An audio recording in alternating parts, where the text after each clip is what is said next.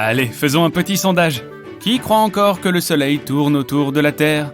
Personne. Et non, mais c'est pourtant ce que tout le monde croyait autrefois, car on dirait bien que c'est le cas. Le soleil se lève à l'est, le soleil se couche à l'ouest. Le soleil se lève à nouveau à l'est, donc le soleil tourne autour de la Terre. Intuitivement, cela semble irréfutable. Bien sûr. Mais ce n'est pas vrai. Le soleil ne tourne pas autour de la Terre. Tout le monde sait cela. Mais seulement aujourd'hui. Alors pourquoi les gens croient-ils encore que la Lune tourne autour de la Terre ? Ce n'est pas vrai non plus. Il faut remonter plus de 500 ans en arrière pour commencer à se faire une idée de la difficulté que rencontre la science pour changer des faits universellement acceptés. Nicolas Copernic, vers 1510, a été le premier à proposer un système solaire héliocentrique, avec le Soleil au centre. Mais il ne l'a pas fait publiquement. Copernic envoyait des lettres privées à d'autres astronomes pour expliquer pourquoi le fait accepté d'un système solaire avec la Terre au centre devait être abandonné, au profit d'un système solaire avec le Soleil au centre, plus simple et plus correct d'un point de vue astronomique. La difficulté rencontrée par Copernic dans sa défense de ce modèle du système solaire était liée à une autre découverte conceptuelle audacieuse, le fait que la Terre tournait sur elle-même. Le concept de Copernic d'une Terre en rotation allait directement à l'encontre de 5 interprétations littérales de la Bible, selon lesquelles l'assise de la Terre était fixe et son fondement inamovible. Et l'Église catholique n'était pas prête à laisser cette vision du monde être remise en question ou modifiée. Copernic avait trop à perdre pour rendre publique sa théorie héliocentrique révolutionnaire, en tant qu'homme d'église lui-même. Mais 100 ans plus tard, Galilée n'était pas aussi réticent. Il avait des preuves basées sur l'observation, car il avait un télescope. Début 1610, Galilée observa pour la première fois les lunes de Jupiter, et il suivit leurs orbites. Oui, les lunes de Jupiter orbitent autour de leur planète. Elles tournent autour d'elle selon de véritables orbites, contrairement, comme nous le verrons bientôt, à notre Lune, qui voyage autour du Soleil avec la Terre. Galilée est devenu célèbre, ou tristement célèbre selon le point de vue, parce qu'il a découvert des mouvements orbitaux qui n'étaient pas tels qu'on les attendait. Ils ne correspondaient pas à la vision du monde acceptée, et cela a ébranlé la cosmologie de notre civilisation, qui prenait la Terre pour centre. Galilée était vraiment un révolutionnaire. Plus tard, en 1610, Galilée observa avec son télescope, qui n'avait qu'une ouverture de 38 mm, la planète Vénus, passant par des phases, tout comme nous observons communément la Lune passer par des phases. Galilée écrivit alors « Vénus imite la Lune » en latin dans son carnet. Il ne pouvait y avoir aucune autre explication à ces observations. Vénus était en orbite autour du Soleil. Les gens eurent peur de regarder dans le télescope de Galilée lorsqu'il l'installa sur la grande place de Pise. Ils avaient trop peur de voir leur vision du monde révolutionnée. Aussi étrange que cela puisse paraître, nous vivons actuellement quelque chose de similaire concernant la Lune, qui est en orbite autour du Soleil et constitue avec la Terre quelque chose de comparable à un système planétaire double.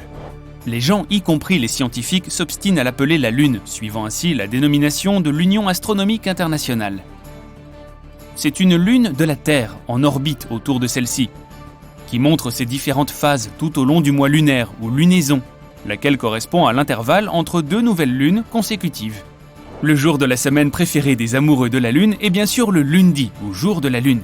Il vient juste après le jour du Soleil, alias Sunday en anglais. Mais revenons à la science. C'est ainsi que nos manuels scolaires décrivent les phases de la Lune, et c'est ce que les gens croient aujourd'hui. Tu remarqueras que la Terre constitue le centre de gravité de la Lune, et que celle-ci tourne autour de la Terre en suivant une trajectoire circulaire. C'est la vision géocentrique de la Lune. C'est ce que nous voyons depuis la Terre. La Lune se lève, la Lune se couche, la Lune se lève à nouveau, la Lune tourne autour de la Terre. Mais ce n'est pas ce qui se passe à l'échelle de l'espace. Il est grand temps de coperniciser la Lune. Nous devons commencer à voir la Lune d'un point de vue héliocentrique, comme nous le faisons pour tout le reste du système solaire. Tout d'abord, la vision géocentrique des phases de la Lune nous montre une Terre immobile, placée au centre de la trajectoire de la Lune pendant tout un mois lunaire. Mais la Terre n'est pas du tout immobile.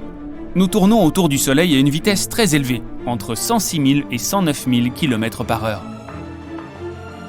Par conséquent, toute image de la Lune tournant autour d'une Terre immobile est trompeuse, et même carrément fausse. La vue héliocentrique de la Terre et de la Lune se déplaçant ensemble dans l'espace devrait ressembler à quelque chose comme ceci. Tu remarques maintenant que la Lune ne tourne pas autour de la Terre. Elle se déplace en même temps qu'elle, autour du Soleil. La trajectoire de la Lune autour du Soleil est une trajectoire sinusoïdale d'avant en arrière. D'avant en arrière sur la trajectoire de la Terre qui avance toujours. Tu remarques aussi que la Lune va toujours elle aussi en avant. Elle ne retourne jamais en arrière, ni vers le Soleil, ni vers la Terre.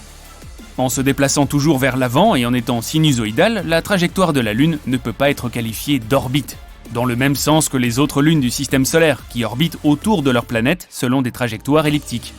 Il est donc faux de dire la Lune est en orbite autour de la Terre. La Lune orbite autour du Soleil en même temps que la Terre, ou la Lune et la Terre orbitent toutes deux autour du Soleil, sont des déclarations que Copernic et Galilée auraient approuvées.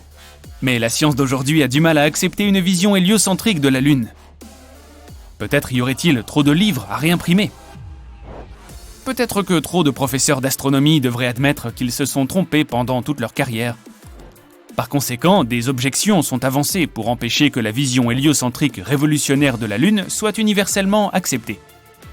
L'une de ces objections est que la Lune ne quitte jamais le puits gravitationnel de la Terre, et qu'elle devrait donc être considérée à juste titre comme une lune de la Terre, un satellite orbital pour utiliser le terme astronomique. Indubitablement, la Lune ne quitte jamais le puits gravitationnel de la Terre. Sinon, nous la perdrions pour toujours.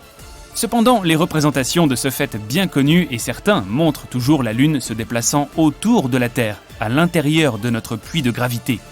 Et ce n'est pas vrai. La Lune ne revient jamais vers la Terre comme elle devrait le faire si elle se trouvait sur une orbite elliptique. Ainsi, l'objection du puits gravitationnel peut être rejetée, parce que les astronomes qui proposent comme preuve orbitale que la Lune reste toujours en son sein omettent d'inclure le fait du mouvement sinusoïdal continu de la Lune, vers l'avant. La vitesse d'échappement de la Lune pour quitter le puits gravitationnel de la Terre serait d'environ 4320 km/h. Par rapport à la Terre, la Lune se déplace actuellement à environ 3600 km/h. Quel type d'impact faudrait-il pour que la Lune atteigne les 720 km/h supplémentaires nécessaires à sa sortie du puits gravitationnel de la Terre? Si tu veux faire le calcul, tu peux mettre ton résultat dans les commentaires au-dessous de cette vidéo. Cela pourrait peut-être arriver, mais ça ne serait pas une bonne chose. Il existe une autre objection à considérer la Lune d'un point de vue héliocentrique. Et cela concerne le barycentre du système Terre-Lune. Le barycentre est le centre de gravité commun de la Terre et de la Lune. Imagine-toi assis sur une balançoire à bascule dans un parc. À l'autre extrémité de la balançoire, il y a un gros joueur de football américain professionnel. À quelle distance par rapport à toi le sportif devrait-il se trouver pour que vous soyez tous les deux en équilibre? Il devrait s'avancer presque jusqu'au centre de la balançoire. Tu es la Lune et le footballeur est la Terre, même si Terre est un nom féminin. Le point d'équilibre du système Terre-Lune, le barycentre, se trouve à plus de 1605 km dans les profondeurs de notre planète. C'est ce point d'équilibre, comme le soulignent consciencieusement les astronomes, qui est en orbite autour du Soleil. C'est le point de vue héliocentrique. Copernic et Galilée approuveraient également. Cependant, ces astronomes ajoutent toujours à cela l'animation géocentrique de la Lune en orbite autour de la Terre, avec le barycentre à l'intérieur. De cette façon, ils peuvent continuer à dire que la Lune est en orbite autour de la Terre. Mais il est quelque peu malhonnête de combiner deux perspectives différentes dans une seule animation. On ne peut pas avoir le beurre et l'argent du beurre. Cela nous mène directement au véritable point de discorde qui nous empêche d'accepter que la Lune est en orbite autour du Soleil, le problème de la double planète.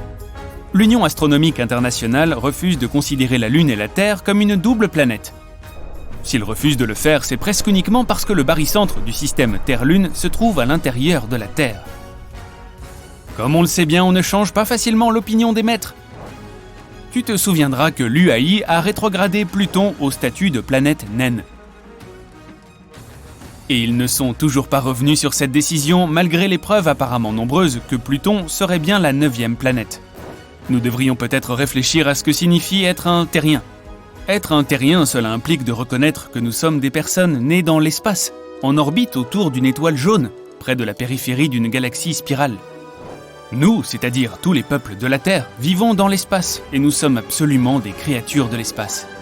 Au-dessus de nous se trouve la Lune, la compagne de la Terre.